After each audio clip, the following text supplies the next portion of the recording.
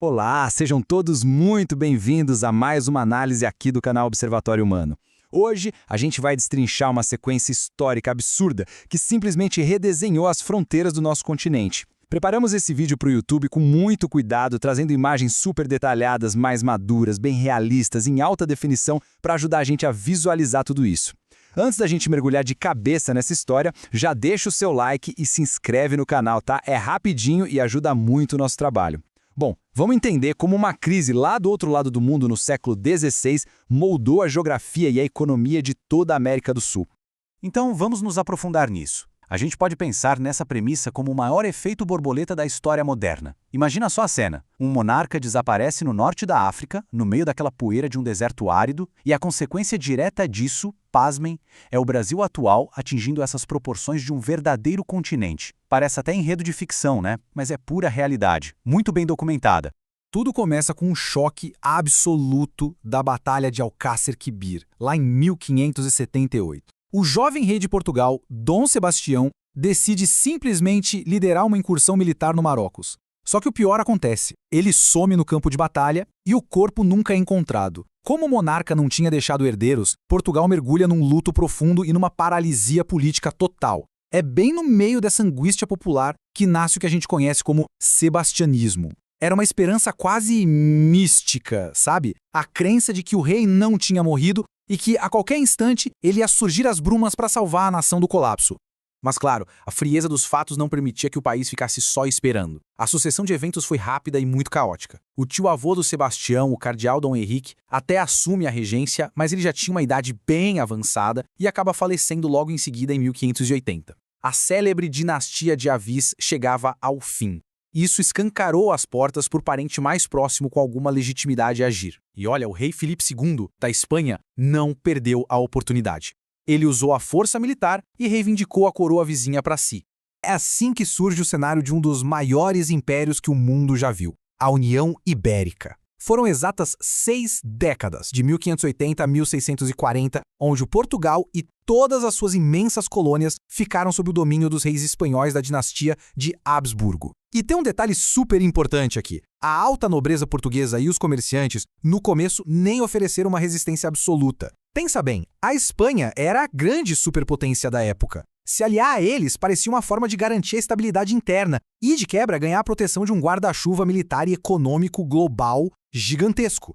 Para colocar em perspectiva, a dimensão do poder que o Filipe II concentrou nas mãos era algo sem precedentes. Imagina a geopolítica da época como um enorme jogo de tabuleiro de estratégia. Ao absorver Portugal, ele não comandava só as colônias hispânicas, ele engoliu a América portuguesa, as rotas da costa da África, partes fundamentais da Europa e aquelas feitorias super lucrativas na Ásia. Ele literalmente controlava o mundo conhecido. Só que tem um porém. Em qualquer jogo de poder, quem domina o tabuleiro inteiro vira na mesma hora o alvo central de todos os outros competidores.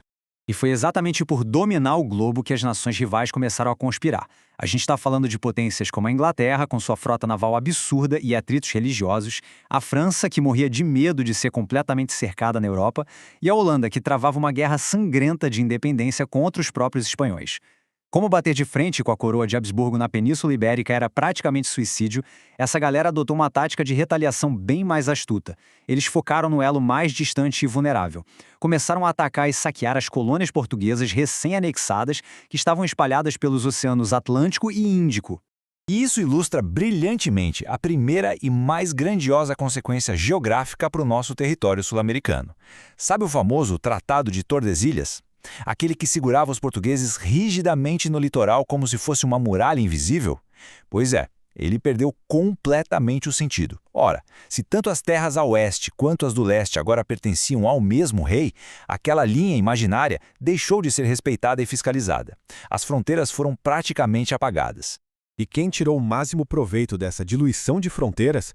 Os exploradores lá da capitania de São Vicente, em São Paulo, os famosos bandeirantes. Com a desculpa explícita de, nas palavras deles mesmos, curar a pobreza, essa galera começou a marchar rumo ao interior, invadindo terras que, no papel, eram da Espanha. Nessas incursões brutais, eles iam atrás de metais preciosos e capturavam dezenas de milhares de indígenas. Muitas vezes, eles invadiam aquelas missões jesuíticas super organizadas lá no sul, simplesmente para transformar a população local em mão de obra escrava nas lavouras.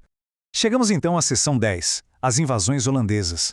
açúcar, dívida e guerra. Toda essa turbulência internacional não ia ficar restrita só ao interior do continente. O verdadeiro centro de gravidade econômica mundial na época estava na costa do Nordeste brasileiro, o grande polo produtor de açúcar. E é justamente lá que uma tempestade, impulsionada pelas disputas comerciais com os holandeses, começou a ganhar proporções devastadoras. E olha, tem uma ironia muito forte nessa história toda. Antes da União Ibérica, os capitalistas da Holanda eram grandes parceiros de Portugal no negócio do açúcar.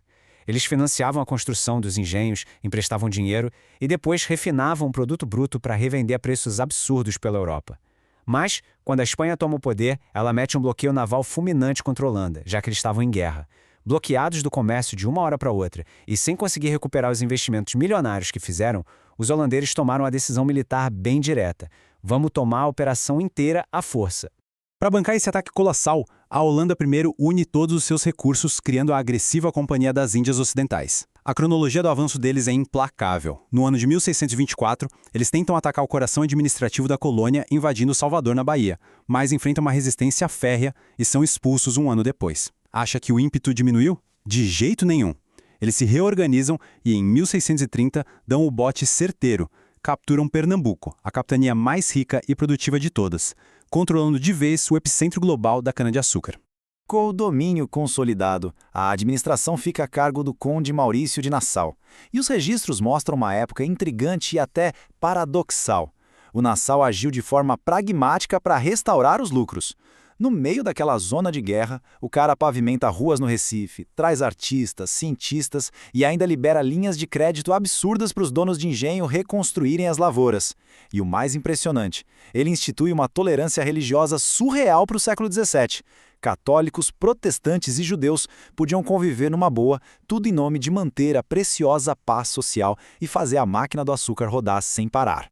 Vamos para a seção 14, a restauração e o legado amargo. Só que apesar desses momentos de estabilidade por lá, o desgaste interno em Portugal chegou a níveis críticos. Aos poucos, as elites portuguesas perceberam de forma inegável que a tal proteção da coroa espanhola era uma ilusão que custava muito caro. Aquele império que eles levaram um século inteiro para construir estava sangrando. Eles tomavam pancada no Oriente, na África, no Brasil e ainda pagavam a conta por guerras espanholas que não tinham nada a ver com eles. A grande virada histórica aconteceu justamente no ano de 1640. Aproveitando que a Espanha estava lidando com forte instabilidade e revoltas internas pesadas, como na Catalunha, um levante de nobres em Lisboa derruba os Habsburgos. O Duque de Bragança é rapidamente aclamado como Rei Dom João IV. Esse momento marca o início oficial da Guerra da Restauração e decreta o fim prático da União Ibérica. Então, o ponto crucial aqui é absorver a gravidade econômica dessa separação.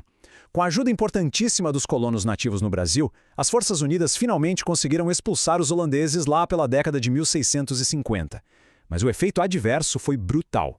Os holandeses saíram daqui levando todo o conhecimento agronômico de cultivo e refino e migraram lá para a região do Caribe. Em poucos anos, as Antilhas viraram enormes polos concorrentes, inundaram o mercado e o preço internacional do açúcar despencou. O monopólio português foi aniquilado sem clemência, jogando o país numa estagnação financeira terrível. Para piorar ainda mais a situação econômica, Portugal no continente europeu vivia sob a ameaça constante de uma retaliação militar da Espanha, que queria retomar o território. Diante de um desastre iminente e sem capital para modernizar o próprio exército, o Estado português fez uma escolha extrema de sobrevivência. Amarrou sólidas alianças diplomáticas com a poderosa Inglaterra. Foi aí que nasceu uma dependência estrutural que vincularia permanentemente os rumos de Portugal e do Brasil aos interesses econômicos britânicos por séculos a fio.